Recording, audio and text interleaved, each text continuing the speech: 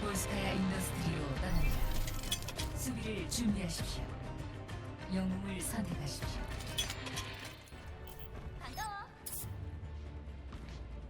I've got a bullet with your name on it.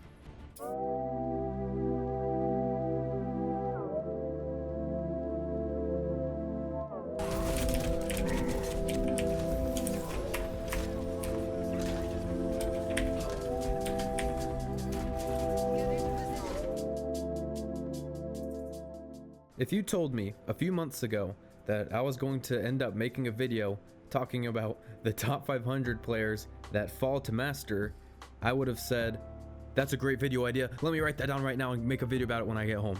But seriously, this is something that's happened for a while. It's definitely not common, but we do see top 500 players occasionally fall to master. Bad string of games, they're tilted and want to keep playing. It just happens. But it's never happened with somebody as big as XQC. XQC, definitely one of the most popular names in the Overwatch community, right up there with Seagull. Somehow, one of the best and most popular Overwatch players has fallen to master. Now, this video could be analyzing his last 2 or 3 weeks of playing, trying to figure out what exactly went wrong in his matches. Sometimes you have bad games, bad nights, you want to keep streaming, but you just lose. It happens. That's all you can say. It happens. But what I really want to discuss, because this is the triggering point for this entire conversation, is it's okay to fall back a rank. Even when you're really comfortable playing in a certain rank, sometimes you just have a really bad streak of games and you just keep playing and boom, suddenly you're in a lower tier. It happens and it sucks. The big takeaway from what I just said is if you do fall back a rank, an entire skill tier, you definitely shouldn't be too hard on yourself, because if top 500 players that are literally paid because they are so good at this game to play professionally fall back to master, then certainly someone in diamond can fall back to platinum, someone in master can fall back to diamond, someone in GM can fall back to master. If the top 0.2% occasionally has that problem, then certainly anyone else can. For me personally, I can't count the number of times when I played in diamond and master a couple seasons ago. I can't count the number of times I went from master to diamond. I'd spend almost the entire season in master trying to push a new season and career high, but then somehow about a week later find myself back at like 33 or 3400. Of course I would eventually bounce back, but how did I even fall there in the first place? And that's usually the big question whenever something like this happens. You look at XQC, who's pushing like 45, 4600 SR. How does he end up at 3900 out of nowhere? And when we are looking at these huge loss streaks, there is definitely one thing in common between them all, and that is you're not waiting and changing lobbies. That's basically just a fancy version of Q dodging. When people throw around the word Q dodging, it usually means they're avoiding a certain player, and that player is usually a thrower, so they're going to wait a few minutes to not get that thrower. Well, what about waiting for an entire lobby to find a game? You see, this is especially common to have an issue with at the highest tier of competitive Overwatch play, because there's so few people playing. You're getting the same 12 players in every game. They're all going to be queuing into each other constantly. I'd say on average, if you were to look at a top 500 player stream, look at 3 games in a row, probably 20 of those names will be the same throughout all of the matches. It's just what happens when there's not enough people playing at a certain rank. But even though that does happen at the top of the ELO ladder, it does happen everywhere else, just not as bad. But it does begin in Diamond and Master. Diamond and Master is where you start to see this happen, but not to the extent as it does the higher end of GM. A lot of these loss streaks are created because you get yourself on a team. Who cares how you do? Who cares how your teammates do? End of story. You lose. None of you were able to work well together. It was just a very bad story. And you get out of that game and you queue again. Unfortunately, you get a lot of that lobby together again. Even if it's not a lot, even if it's just like 2 or 3, especially if it's just one player that was from your previous loss on your team again, a lot of the times it's a setup for a disaster, especially if they were someone that was super tilted.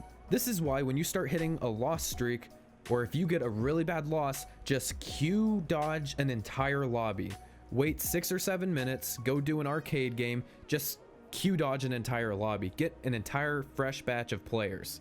This is really how it's possible for really good players such as XQC to fall all the way to Masters. on top of him maybe not performing well, especially since he's exhausted after moving, going to constant meetings about Overwatch League, and long hours of streaming, it can just happen.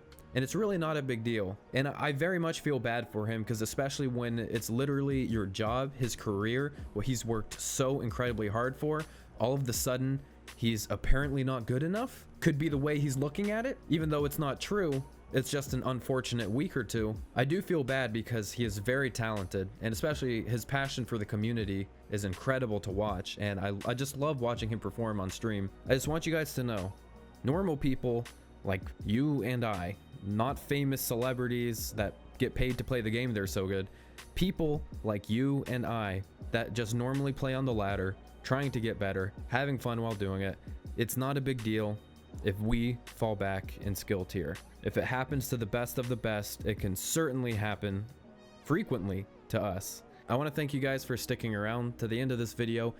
If you're curious about the last couple videos and how they've been a little bit different, I'll address that real fast. So the last video called Elderworth, people thought it was like a super artsy and there's so much meaning behind everything in it. And no, I just kind of wanted to make a fun video that was different. Me not talking, me just showing, you know, visuals. And if you haven't seen the video yet, it's only like 4 minutes long and it's really cool. And it's the video I'm the most proud of on the channel. But I think people were starting to read into it way too much, because there's like nothing I was hiding in it. I can understand how it looked like it. But if you want me to just spoil the meaning of the video, it's just, the video is literally just a PSA, a public service announcement about the treatment of Omnics and how they've been treated poorly. That's all there is to the video. There's no deep story, deep meaning. If you want to dive further into it, you might be able to find some, because I definitely set it up in a way where there could be some sort of deep story. But no, it's definitely, I made it with the purpose to be somewhat shallow, but have potential for depth. And for those curious about the monetization side of everything, yeah, that video was demonetized. The video before was demonetized, and video 2 before that, which was the enchanted video, that was demonetized as well. So let's just say this month is going to be rather harsh YouTube wise for me, but it's okay, because I knew the enchanted video and I knew Elderworth were going to be demonetized just because I was using normal real music, just because I love the way it sounded and I think it would make the video so much better. So I'm like, yeah, I'll take a cut on the paycheck this month, who cares? I get to make a really cool video. But yeah, I did not see the solo queue and duo queue video getting demonetized. It was just the YouTube algorithm error that got it demonetized, so it sucks, but oh well. I've been really enjoying this past month or couple weeks here on YouTube. It's been refreshing just to not upload literally every other day and just put a lot more work into each video. I don't know, it's just refreshing. I hope you guys enjoyed it. I miss having these kind of end of video one-on-one chats with you guys like we used to do earlier this year. I want to start doing that again, so hope you guys have had an amazing night. Take care, everybody. Get ready for Christmas, because it's coming around the corner. See ya.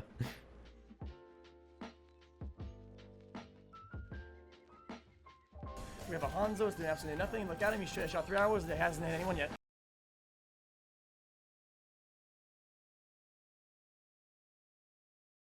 Hit a shot, hit a shot. Let's go! 5-5!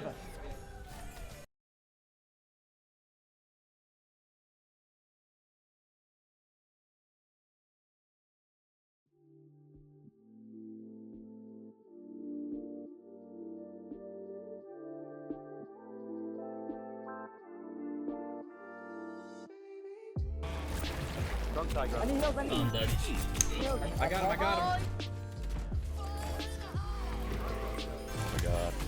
Hog's one stone.